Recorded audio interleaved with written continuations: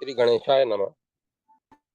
श्री हरि संक्षिप्त गरुड़ पुराण। परमात्मा हरि तथा देवी महालक्ष्मी के विभिन्न अवतारों का वर्णन।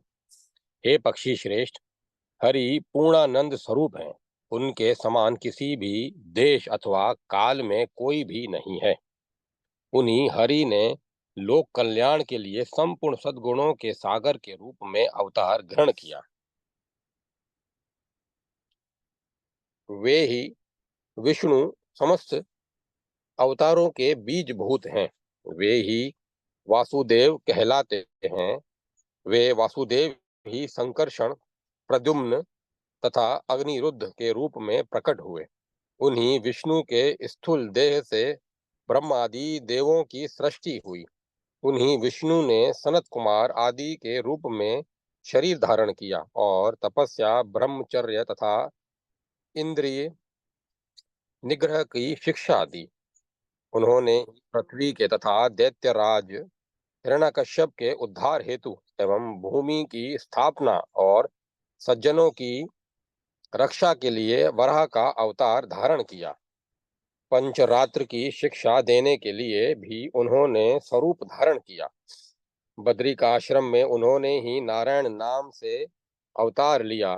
वे ही हरि कपिल मुनि के रूप में अवतरित हुए और उन्होंने ही काल कल्पित 24 तत्वों वाले सांख्य शास्त्र का आसुरी के लिए उपदेश किया। वे ही नारायण अत्रि पत्नी देवी अनसुया से दत्तात्रेय के रूप में प्रकट हुए और उन्होंने ही राजा अलर्क की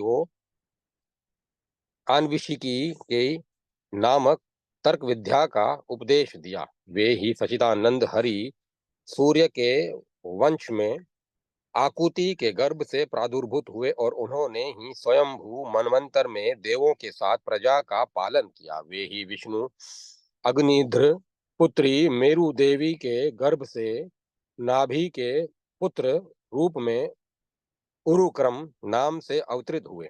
उन हरि ने ही देवता तथा असुरों द्वारा समुद्र के मंथन के समय मंद्राचल पर्वत को अपनी पीठ पर धारण करने के लिए कुर्म रूप धारण किया। पुनः वे ही हरि हरितमणि के समान धुति वाले महात्मा धन्वंतरी के रूप में हाथ में अमृत कलश धारण किए हुए अपत्य जनित दोषों को दूर करने के लिए अवतरित हुए। विष्णु ने ही दिति पुत्र असुरों को मोहित करने के लिए मोहिनी का रूप धारण किया तथा पुनः नरसिंह रूप से अवतरित होकर उन्होंने ही हिरण्यकश्यपु को अपने उरुओं पर रखकर नखों से विदीर्ण कर डाला। अनंतर अदिति और कश्यप से वामन रूप से अवतरित हुए। बलि से अधिग्रहित संपूर्ण त्रिलोक के राज्य को पुनः इंद्र को प्रदान करने की इच्छा से तथा बलि की दानशीलता का विस्तार करने के लिए उन्होंने एक रूप धारण किया। पुनः वे जमदग्नि के पुत्र परशुराम के रूप में विख्यात हुए और उन्होंने ब्रह्मद्वेषी क्षत्रियों से इस पृथ्वी को विहीन कर दिया। तदंतर उन हरि ने ही सूर्य वंश में रघुकुल में देवी कौशल्या से श्री राम के रूप में अवतार धारण किया। समुद्र बंधन तथा रावण आदि के वध आदि कार्य उन्होंने ही किए।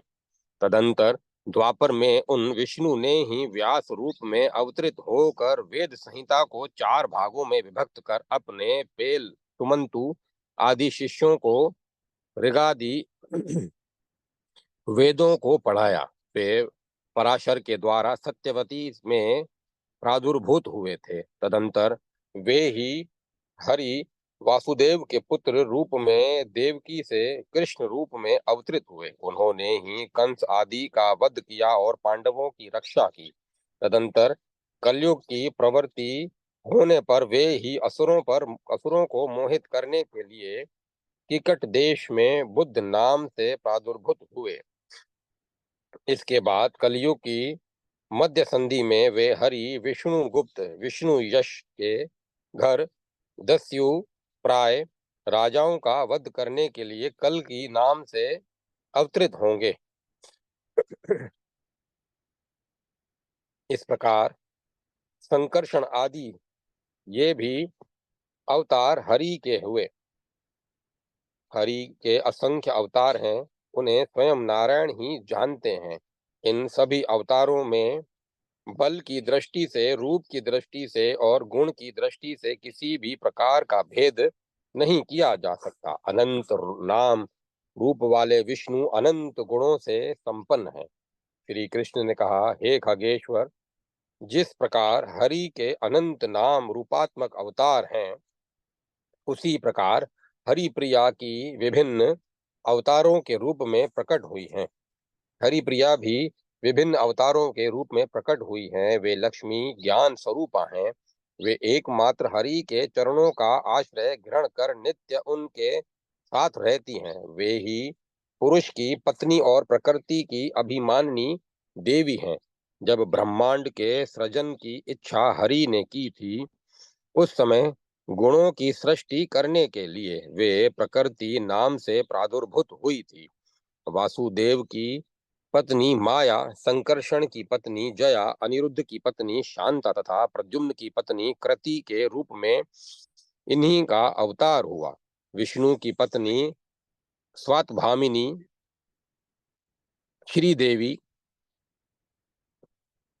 तमोगुण की अभिमानिनी देवी दुर्गा और रजोगुण की अभिमानिनी वराह पत्नी देवी भूदेवी तथा भगवान वेदेही की अभिमानिनी देवी अन्नपूर्णा आदि, भगवान वेद की अभिमानिनी देवी अन्नपूर्णा आदि सब इन्हीं देवी के अवतार हैं। साथ ही यज्ञ पत्नी दक्षिणा, विदेह राजपुत्री सीता तथा रुक्मणी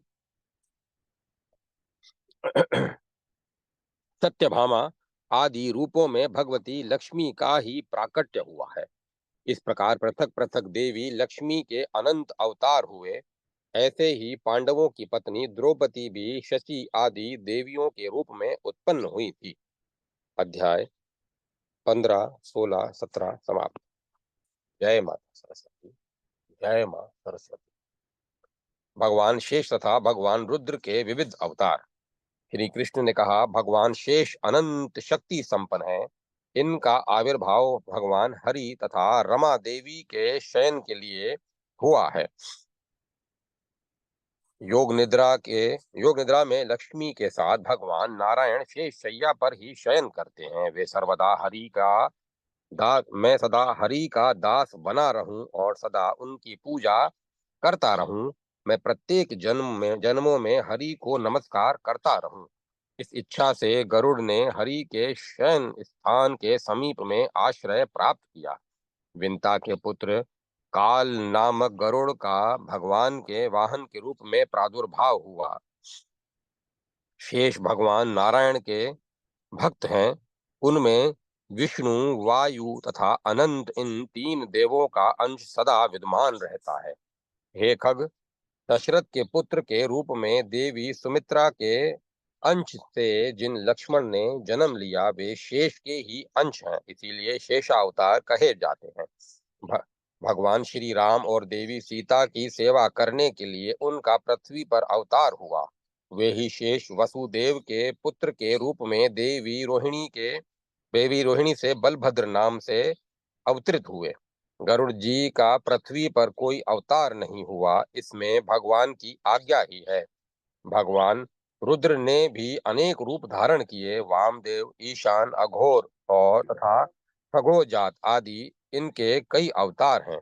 इस प्रकार अवशेष आवेशाश आवेशा अवतार दुर्वासा तथा द्रोण पुत्र अश्वत्थामा आदि भी रुद्र के ही अंश अवतार हैं। अध्याय 18 समाप्त। जय माता सरस्वती। जय मां सरस्वती। श्री कृष्ण पत्नी देवी नीला नागनजीति की कथा। श्री कृष्ण ने कहा, हे पक्षीराज, कृष्ण पत्नी नागनजीति पूर्व जन्म में पितरों में श्रेष्ठ कव्यवाह की पुत्री थी।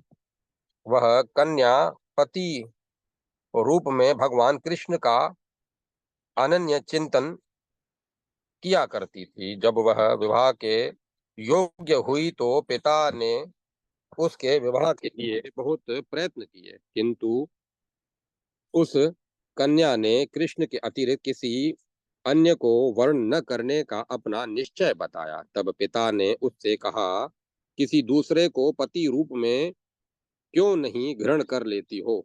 तब उसने अपने पिता से कहा, हे तात, सर्वगुण संपन्न हरि के अतिरिक्त मेरा और कोई पति नहीं है। मेरा और कोई पति नहीं हो सकता। हे तात, मुझे ऐसा लगता है कि इस जन्म में मुझे सौभाग्य की प्राप्ति है ही नहीं, क्योंकि मेरे तो एकमात्र भर्ता वे भगवान हरि ही है और कोई नहीं। यद्यपि इस संसार में सभी स्त्रियां सदा सौभाग्यवती मानी जाती हैं, किंतु उन्हें विधवा ही समझना चाहिए, क्योंकि अनादि नित्य संपूर्ण संसार के एकमात्र सार स्वरूप परम सुंदर मोक्षदाता तथा सभी इच्छाओं की पूर्ति करने वाले भगवान को जो पति रूप में नहीं मानती हैं, वे सदैव विधवा के समान ही हैं। जिन स्त्रियों के पति विष्णु भक्त हैं, उन स्त्रियों का जन्म सफल है। अनेक जन्मों में संचित किए गए पुण्यों से ही विष्णु भक्त पति प्राप्त होता है। कलयुग में विष्णु भक्त दुर्लभ है, हरि भक्ति तो सदा ही दुर्लभ रही है। कलयुग में हरि की कथा दुर्लभ है। हरि के भक्तों की सत्संगति और भी दुर्लभ है। कलयुग में शेषाचल पर विराजमान रहने वाले भगवान विष्णु का दर्शन दुर्लभ है। विष्णुपदी कालिंदी नदी के तट पर विराजमान रहने वाले भगवान रंगनाथ का दर्शन करना बड़ा ही दुर्लभ है।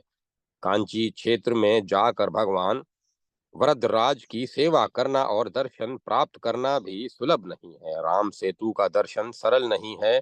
श्रेष्ठ जनों ने कहा है कि भीमा नदी के तट पर रहने वाले विष्णु का दर्शन प्राप्त करना सुलभ नहीं है, और न तो रेवा नदी के तट पर स्थित विष्णु का एवं गया क्षेत्र में विष्णुपाद का दर्शन ही सुलभ है। मृत्यु लोक में रहने वाले लोगों के लिए बद्री वन में भगवान विष्णु का दर्शन पाना भी सुलभ नहीं है। श्री लक्ष्मी नारायण की निवास भूमि शेषाचल पर रहने वाले तपस्वी भी दुर्लभ हैं। प्रयाग नामक तीर्थ में नित्य निवास करने वाले भगवान माधव का दर्शन करना मनुष्यों के लिए सरल नहीं है। इसीलिए हे तात, कृष्ण के अतिरिक्त किसी दूसरे को पति रूप में वर्ण करने की इच्छा मेरी इच्छा नहीं है। अपने पिता से ऐसा कहकर वह कुमारी शेषाचल पर्वत की ओर चली गई। कपिल नामक महातीर्थ में पहुंचकर उसने वहां विराजमान भगवान श्रीनिवास का दर्शन कर उन्हें प्रणाम किया। 3 दिन तक सम्यक रूप से उनकी सेवा करके वह पाप विनाशन नामक तीर्थ में चली गई। विवाह की इच्छा से इस उस तीर्थ में स्नान करके उस तीर्थ के उत्तर दिशा में जो 2 कोस के विस्तार में फैले हुए गुफा रूपी एकांत स्थान में जाकर भगवान नारायण के ध्यान में तपश्चर्या में स्थित हो गई और उसने अनेक प्रकार से उनकी स्तुति की। उस कुमारी ने स्तुति करते हुए कहा, हे देव, आप ही मेरे माता पिता पति सखा पुत्र गुरु श्रेष्ठ स्वजन मित्र और प्राण वल्लभ हैं। हे प्रभु, ये सभी सांसारिक पिता आदि स्वजन तो निमित्त मात्र से अपने बने हैं, पर आप तो बिना निमित्त ही सदा से मेरे सब कुछ हैं। इसीलिए हे मुरारे, मैं आपकी ही भार्या होना चाहती हूँ। इसी कारण मैंने यह कुमार्य व्रत धारण किया है। हे श्रीनिवास, आपको मेरा नमस्कार है। आप मुझ पर प्रसन्न हो। उसकी पराभक्ति से प्रसन्न हो करुणा सागर भगवान श्रीनिवास ने प्रकट होकर कहा, हे कुमारी के, हे सुभगे, कृष्ण अवतार में मैं तुम्हारा पति होऊंगा। ऐसा वर देकर भगवान वहीं पर अंतर ध्यान हो गए।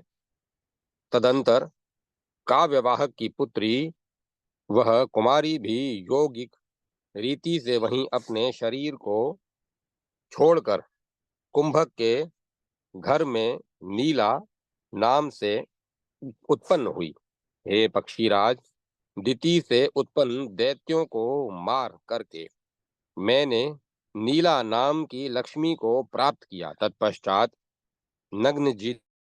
नग्नजीत नामक राजा के घर में उस कुमारी ने जन्म लिया। नग्नजीत ही पूर्व में कव्यवाहक थे और उनकी पुत्री कुमारी भी नीला नाम से विख्यात हुई थी। इसके उसके स्वयंवर में मैंने देवताओं और मनुष्यों के द्वारा न जाने योग्य 7 दुर्दांत बैलों के साथ अनेक राजाओं को जीत कर बंदी बनाई गई नीला को भार्या रूप में प्राप्त किया। अध्याय 19 समाप्त। जय माता सरस्वती। जय मां सरस्वती। भद्रा तथा मित्रविंदा द्वारा श्री कृष्ण की भार्या बनने की कथा। भगवान श्री कृष्ण ने कहा, हे पक्षीराज, पूर्व जन्म में विष्णु पत्नी ने ही नल की पुत्री के रूप में भद्रा नाम से शरीर धारण किया था। जो परम विष्णु भक्त थी, वह सभी प्रकार के भद्र गुणों से संपन्न थी। इसी कारण उसका भद्रा यह नाम पड़ा था। वह कन्या भगवान कृष्ण को पति रूप में प्राप्त करने के लिए नित्य उन्हें प्रणाम, निवेदन और उनकी प्रदक्षिणा किया करती थी।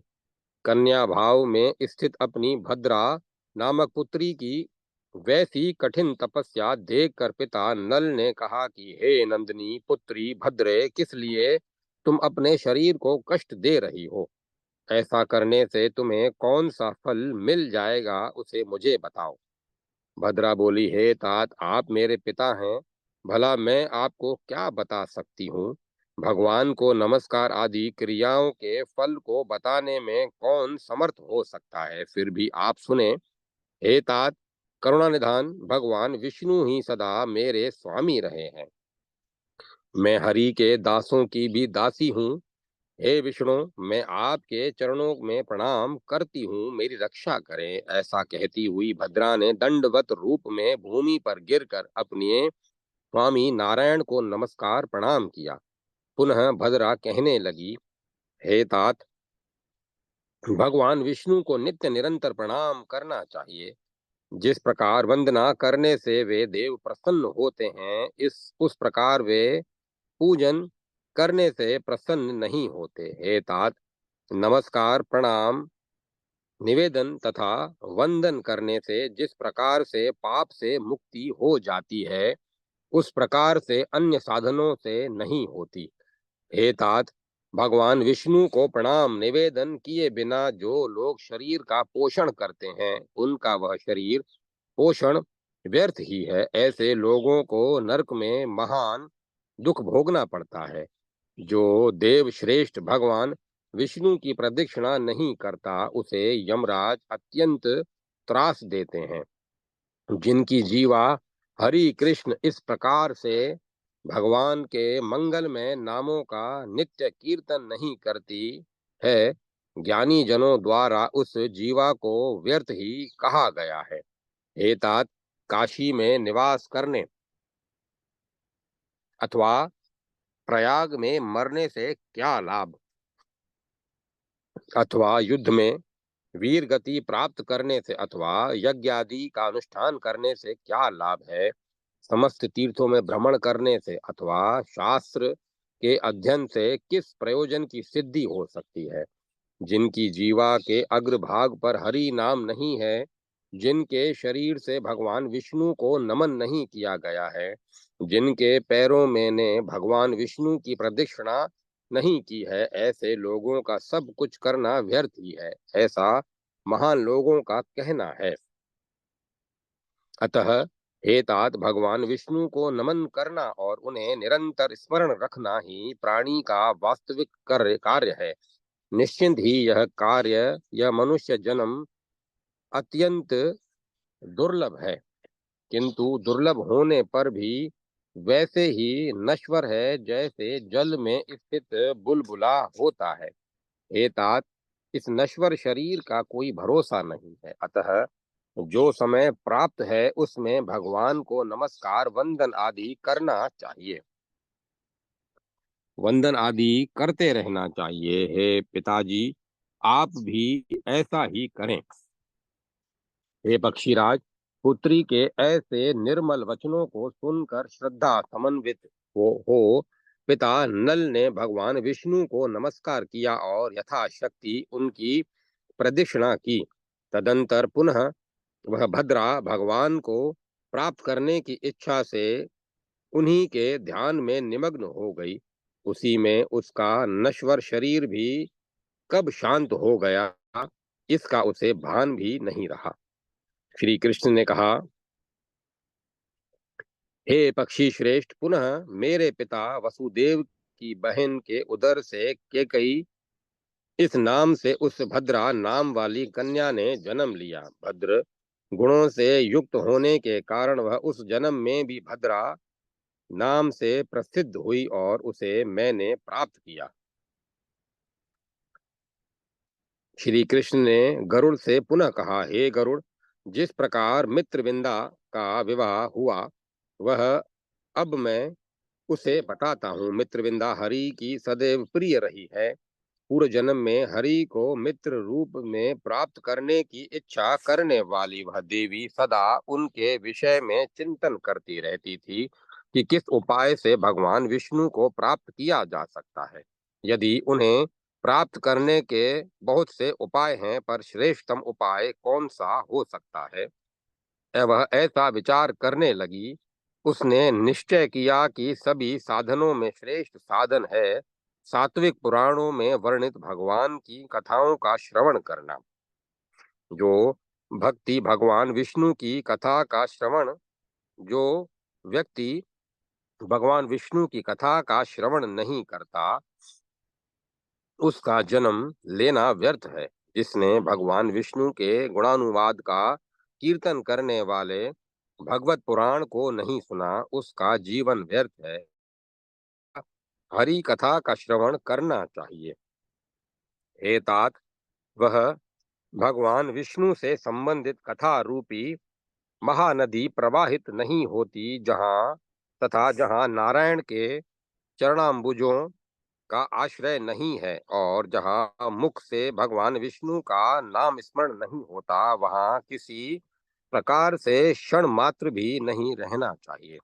जिस गांव में भागवत शास्त्र की चर्चा नहीं होती और न जहाँ भागवत के रस को जानने वाले ही होते हैं, साथ ही जिस घर में भगवान विष्णु के द्वारा कही गई गीता के अर्थों का निष्कर्ष जानने वाले नहीं है, अथवा जिस ग्राम में भगवान की सहस्त्र नामावली विष्णु सहस्त्र नाम की चर्चा नहीं होती, अथवा जहाँ उन दोनों गीता और विष्णु सहस्त्र नाम के रसों का ज्ञान रखने वाले नहीं है, वहाँ क्षण मात्र भी नहीं वहाँ क्षण मात्र भी किसी प्रकार से नहीं रहना चाहिए। अथवा मनुष्य के जीवन में जिस दिन भगवान विष्णु की दिव्य कथा का श्रवण नहीं होता, उस दिन उस प्राणी की आयु व्यर्थ ही हो जाती है। रस पारखी विद्वान स्वर्णादि से निर्मित आभूषणों से विभूषित कानों को सुंदर नहीं कहते। भगवान विष्णु की मंगलमयी कथाओं से पूरित कानों को ही सुंदर बताते हैं। इस कारण से जो लोग सर्वदा भागवत के अर्थ तत्व का श्रवण करते हैं और निरंतर उसका वाचन करते हैं, उन्हीं का जन्म सफल है, ऐसा श्रेष्ठ जनों का कहना है। संसार में हरि सर्वत्र व्याप्त हैं, वे ही नित्य हैं, अंतर्यामी हैं, ऐसा समझते हुए जिनके द्वारा सदा भली भांति प्रभु का चिंतन किया जाता है, उसके उनके योगक्षेम का वहन वे विष्णु स्वयं ही करते हैं। ऐसे भक्तों का कभी अशुभ नहीं होता। भगवान हरि शुभ अशुभ फल कर्मानुसार ही देते हैं, इसीलिए धन प्राप्ति के लिए कोई यत्न नहीं करना चाहिए। प्रयत्न तो हरि तत्व की प्राप्ति के लिए ही करना चाहिए। इसी कारण हे तात, मैं भी सदैव भगवान की सत्य कथाओं का श्रवण किया करती हूँ। पूर्व काल में मैंने भगवान की कथा का श्रवण किया था और फिर शरीर का परित्याग कर आपकी पुत्री के रूप में पृथ्वी पर मैंने जन्म लिया। श्री कृष्ण बोले, हे पक्षिन, उस मित्र विंदा ने पृथ्वी पर रहने के लिए वसुदेव की बहन के उदर में सुमित्रा नाम से जन्म लिया। भागवत कथा के श्रवण से ही वह भगवान विष्णु को मित्र के रूप में प्राप्त कर सकी हैं। इसी कारण उनका उसका मित्रविंदा यह नाम पड़ा है। हे खगराज,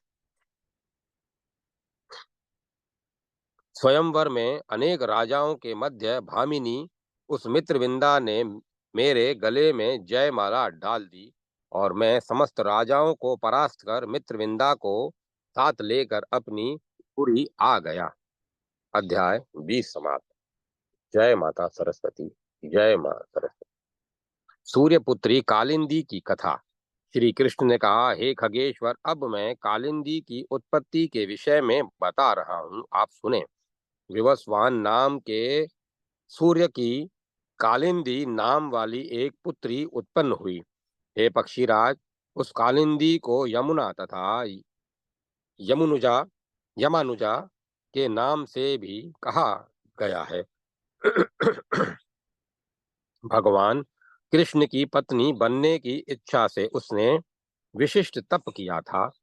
पूर्व जन्म में अर्जित पापों का अनुताप अर्थात उसका उनका शमन करना तप है। हे पक्षीराज, अब आप अनुताप के विषय में सुने। पूर्व जन्म में जिसने भगवान मुकुंद के दिव्य मंत्रों का जप नहीं किया, हरि नामामृत का स्मरण नहीं किया, भगवान के पादारविंदों की वंदना नहीं की, हरि के नैवेद्य को ग्रहण नहीं किया, सुंदर गंध से युक्त पुष्पों को मुरारी को अर्पित नहीं किया, भगवान की भक्ति नहीं की, ऐसा सोच सोच कर मन में जो पश्चाताप होता है, दुख होता है, वह कहने लगता है। हे मुकुंद, मैं इस पुत्र मित्र कलत्रादि से युक्त संसार में अत्यंत संतप्त हो रहा हूँ। हे भगवान, अब मैं आपके मुखारविंद का दर्शन करूंगा। मुझसे आपकी सेवा पूजा नहीं हुई है, मेरा उद्धार कैसे होगा? हे हरे, मैं महान पापी हूँ, कब मुझे आपके दर्शन होंगे? हे प्रभु, मैंने अनंत जन्मों में सांसारिक संबंधों के द्वारा अणु अणु मात्र भी सुख नहीं प्राप्त किया और न तो मैं आपकी सेवा ही कर सका हूँ और न आपके भक्तजनों की संगति ही कर सका हूँ। हे मुरारे, मेरा शरीर कष्ट से जल रहा है। ऐसा अगतिक मैं अब आप मुकुंद की शरण छोड़कर और किसकी शरण में जाऊं? हे भगवान, मुझ पर दया करें, मेरी रक्षा करें। श्री कृष्ण ने पुनः कहा, हे पक्षीराज, इस प्रकार का पश्चाताप करना ही अनुताप है, उसका नाम तप भी है। हे पक्षीराज, सूर्यपुत्री उस कालिंदी ने भी इसी प्रकार का अनुताप करते हुए यमुना के तट पर तपस्या की और श्री हरि के ध्यान में वह निमग्न हो गई। तत्पश्चात हे पक्षीराज, एक दिन मैं अर्जुन के साथ यमुना के तट पर गया। तप करती हुई उसको वहां देखकर मैंने अपने मित्र अर्जुन से कहा कि हे पार्थ, आप शीघ्र ही इस कन्या के समीप में जाकर पूछें कि वह किस कारण से तप कर रही है।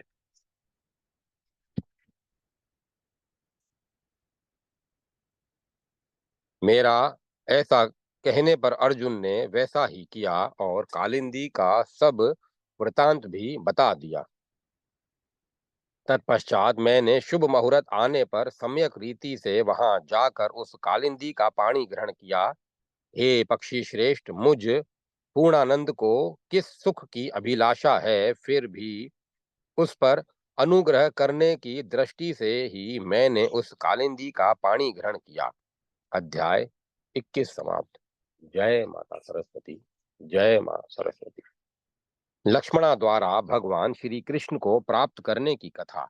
श्री कृष्ण ने कहा, हे पक्षीराज, जो ये लक्ष्मणा है, पूर्व सृष्टि में वेदों के पारंगत अग्नि देव की पुत्री थी। सभी प्रकार के शुभ लक्षणों से संपन्न होने के कारण सुलक्ष्मणा इस नाम से इनकी प्रसिद्धि हुई। जिस प्रकार लक्ष्मी सभी लक्षणों से पूर्ण है, जैसे भगवान विष्णु सभी लक्षणों से परिपूर्ण है, उसी प्रकार लक्ष्मणा भी सभी गुणों से पूर्ण है। वह सुलक्ष्मणा श्री कृष्ण को पति रूप में प्राप्त करने के लिए नित्य विविध उपचारों से उनकी पूजा किया करती थी। एक बार उसने अपने पिताजी से कहा, हे तात, वे हरि सर्वत्र व्याप्त हैं, सब में स्थित हैं और सर्वांतर्यामी हैं। दान आदि जो भी शुभ कर्म किया जाता है, उन्हीं को उद्देश्य करके करना चाहिए। उनकी संतुष्टि के लिए उन्हें भक्ति पूर्वक विविध उपचारों को समर्पित करना चाहिए। भक्ति पूर्वक समर्पित किए गए अन्न पान आदि पदार्थों को वे मुकुंद निश्चित ही ग्रहण करते हैं। गृहस्थ को चाहिए कि वह सर्वप्रथम भोग्य पदार्थों का समर्पण भगवान हरि के लिए अवश्य करे। जो गृहस्थ ऐसा करता है वह गृहस्थ धन्य है, अन्यथा उसका जीवन व्यर्थ है। माधव नाम से अभिहित वे भगवान हरि इस प्रकार से हमारे द्वारा समर्पित अन्न आदि को ग्रहण करते हैं, ऐसा समझकर उन्हें पदार्थ अर्पित करना चाहिए। इस प्रकार से दिए गए अन्न आदि नैवेद्य से भगवान विष्णु अत्यंत संतुष्ट होते हैं। इसके विपरीत भाव से दिए गए पदार्थ को वे ग्रहण नहीं करते, उनके लिए वह सब व्यर्थ ही है। हे सुपर्ण, वासुदेव हरि हमारे घर में नित्य निवास करते हुए प्रसन्न रहते हैं, ऐसा समझकर अपने घर को देवालय मानकर सर्वदा अलंकृत रखना चाहिए। हे तात, अंतर अनंत रूपी ऐसे वे हरि अनंत रूपों से सब में स्थित रहते हैं। श्री कृष्ण ने कहा, हे पक्षीराज, अपने पिता से इस प्रकार कहकर वह उन भगवान को पति रूप में वर्ण करने के लिए अनन्य मन से उनकी सपर्या में लग गई और की जा रही मेरी इस सेवा से भगवान हरि ही मेरे पति हों, ऐसा चिंतन करती हुई उस लक्ष्मणा ने अपने शरीर का परित्याग कर दिया और पुनः भद्र देश के राजा की पुत्री के रूप में जन्म लिया। हे पक्षी श्रेष्ठ, तदंतर उस लक्ष्मणा के स्वयंवर में लक्ष्य का भेदन करके मैंने ही वहां उपस्थित राजाओं का मान मर्दन कर उसका पानी ग्रहण किया और अपनी पुरी में आकर उस देवी के साथ मैं निवास करने लगा। अध्याय 22 समाप्त। जय माता सरस्वती। जय मां सरस्वती। सोमपुत्री जाम्बती की कथा। भगवान श्री कृष्ण ने कहा, हे पक्षी श्रेष्ठ गरुड़, इस सृष्टि से पूर्व सृष्टि की बात है। जाम्बती श्री सोम की पुत्री थी। श्री सोम श्री विष्णु की सेवा में लगे रहते थे। उनकी पुत्री जाम्बती भी पिता का अनुसरण करती थी। वह नित्य पुराण सुनती, प्रति क्षण भगवान का स्मरण करती, उनके चरणों की वंदना करती और उनकी सेवा में लगी रहती। धीरे धीरे जाम्बती के अंतःकरण में संसार की नश्वरता नश्वरता घर करती चली गई। वह समझ गई कि सुख दुख माया के खेल हैं। इनसे ऊपर उठकर वह भगवत प्रेम में आनंद विभोर रहने लगी। उसकी वाणी से भगवान के नाम और गुण का कथन होता रहता। आंखें प्रभु की प्रतीक्षा में रत रहती, कान उनकी मीठी बातें सुनने के लिए उत्सुक रहते, हाथ अर्चना के संभार में लगे रहते और पैर उनकी प्रदक्षिणा में व्यस्त रहते। हृदय में एक ही कामना रह गई थी कि मैं भगवान के चरणों की दासी कैसे बन जाऊं।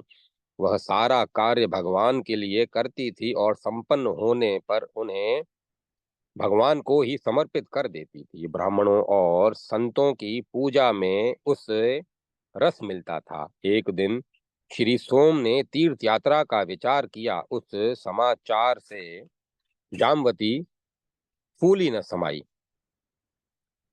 वह पहले से ही उन स्थलों को देखना चाहती थी जहां भगवान ने अपनी लीलाएं की हैं और जहां वे अदृश्य रूप से आज भी विराजित हैं। भगवान श्रीनिवास में जामवती का मधुर भाव था। शेषाचल पर अब प्रियतम के दर्शन हो जाएंगे, इस आशा से उसका रोम रोम खिल उठा। पिता का भी भगवान के पिता का भी भगवान में पूरा लगाव था। दोनों की उत्सुकता अनिर्वचनीय थी। यात्रा प्रारंभ हो गई। पिता पुत्री के पग बिना बढ़ाए बढ़ रहे थे। धीरे धीरे कपिल नामक तीर्थ आ गया। सदगुरु जो जेगिष्य की आज्ञा से पिता ने मुंडन कराया, स्नान किया और तीर्थ श्राद्ध किया। फिर विविध प्रकार के दान दिए। उसके बाद सदगुरु ने वेंकटाद्रि का महत्व सुनाया। इससे उन यात्रियों के मन में श्रद्धा का अतिरेक हो गया। वे लोग बहुत प्रेम से इस पवित्र पर्वत पर चढ़ने लगे। सदगुरु जेगिष्य नारद, प्रहलाद, पराशर, पुंडरीक आदि महाभागवतों की कथा सुनाते रहे। नाम के रस का आस्वादन करते हुए लोग चल रहे थे। सच पूछा जाए तो वे चल नहीं रहे थे, अपितु आनंद वापी में डूब उतरा रहे थे और तरंगे स्वयं उन्हें आगे पहुंचाती जाती थी। जामवती तो मानो आनंद वारिधि में उतराती चली जा रही थी। चढ़ते चढ़ते एक मनोरम तीर्थ आया। जामवती ने पूछा, गुरुदेव, यह कौन सा तीर्थ है?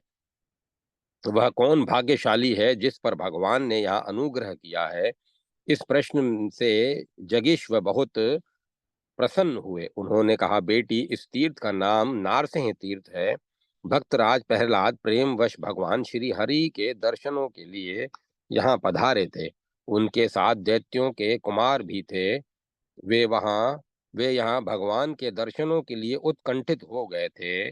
उन्होंने प्रहलाद से कहा था, मित्र, जब नरसिंह रूप भगवान श्रीनिवास कण कण में व्याप्त हैं, तब इस जल में क्यों नहीं दिखाई देते? कृपया कर उनके दर्शन करा दीजिए। भक्तराज प्रहलाद ने अपने भक्त प्रेमी मित्रों को बहुत आदर दिया। उसके बाद उन्होंने भगवान से प्रार्थना की कि वे सबको दर्शन दे दें।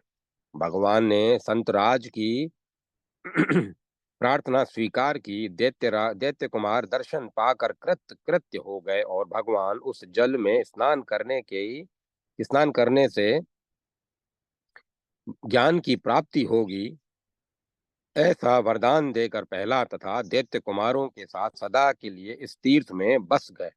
उनका यह वास आज भी वैसे ही है और आगे भी वैसा ही रहेगा। मध्याह्न के बाद आज भी चारों ओर जय जय के शब्द सुनाई पड़ते हैं। इस इतिहास को सुनकर सबको रोमांच हो आया। सबकी सभी को भगवान श्रीवास ने दर्शन दिया। जामवती के मधुर भाव के अनुरूप भगवान ने हजारों कामदेव के समान अपना कमनीय रूप दिखाया। देखते ही जामवती का प्रत्येक अंग शिथिल हो गया, रोमांच हो आया और आंखों से प्रेम के अश्रु ढलने लगे। किसी प्रकार टूटे फूटे शब्दों में जामवती ने कहा, नाथ, श्री चरणों में रख लो। अब तक भगवान ने अपने सौंदर्य सुधा का ही पान कराया था। अब उन्होंने अपने वचन सुधा का पान कराते हुए कहा, जामवती, मैं तुम्हें वेंकटेश मंत्र बताता हूँ, तुम यहीं रहकर उसका जप करो। जामवती को लगा कि उसके कानों में अमृत उड़ेल दिया गया हो। वह आनंद से बेसुध होने लगी। उसे न अपना पता था, न पराये का। जन्म की साथिन लाज कहाँ चली गई, उसका भी उसे पता न था। आनंदावेश में वह नाचने लगी। जामवती के उस नृत्य से सारा ब्रह्मांड रस विभोर हो उठा। स्वर्ग से अप्सराएं उतर आई और जामवती के अगल बगल में नाचने लगी। देवताओं ने दुंदुभी बजाई और आकाश से पुष्प की वृष्टि की। इस प्रकार भगवान के प्रेम में आह्लादित होते हुए जामवती की तीर्थ यात्रा चलती रही। गुरु जेगेश्वर ने भगवान वेंकटेश का महात्म्य उसे सुनाया। स्वामी पुष्करणी तीर्थ, जहाँ श्री निवास सदा विराजमान रहते हैं, का इतिहास बतलाया, जिसे सुनकर वह आनंद से भर गई। श्रीनिवास के प्रति उसका अनुराग बढ़ता ही गया। गुरु द्वारा गुरु द्वारा बताए गए वेंकटार्थी वेंकटार्दी के सभी तीर्थों का जामवती ने बड़े ही भाव से सेवन किया। अंत में वह ऋषि तीर्थ पहुंची।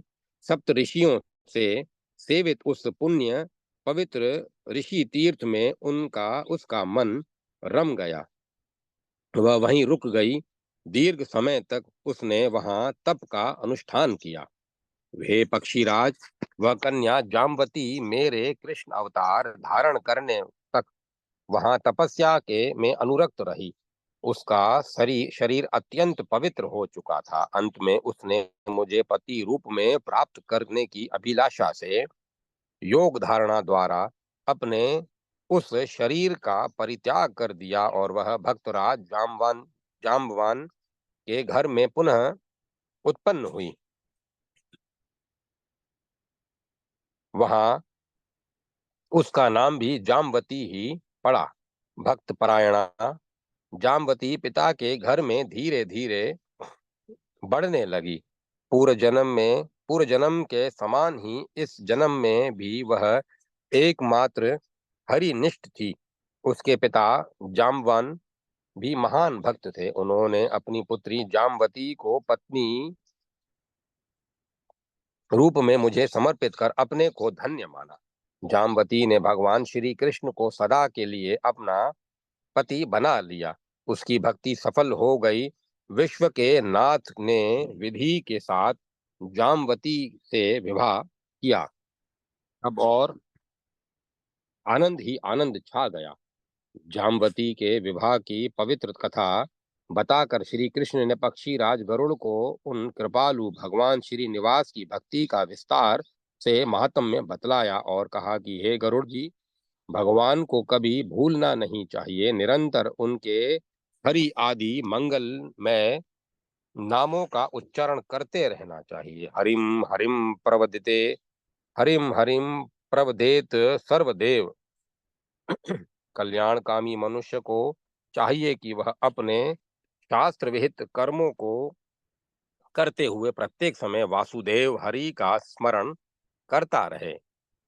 पूर्त्यर्दा क्रियते मरण्याम कर्मण्याम च सम्यक समिरद द्वा वसुदेवम हरिम च। ऐसा करने से नारायण अत्यंत प्रसन्न होते हैं। इसीलिए हे गरुड़, भगवान हरि को प्रिय लगने वाले कार्य को ही सदा व्यक्ति को अनुराग रखना चाहिए। हरि प्रीति करे धर्मे प्रीति युक्त भवेत सदा। अध्याय 23 से 29 समाप्त। गरुड़ पुराणांतर्गत ब्रह्म कांड संपूर्ण। गरुड़ पुराण संपूर्ण। गरुड़ पुराण की समाप्ति को प्रभु को नमन। प्रभु की कृपा से ये पुराण संपन्न हो पाया। अपन सबसे निर्विघ्नता से सबको बधाई।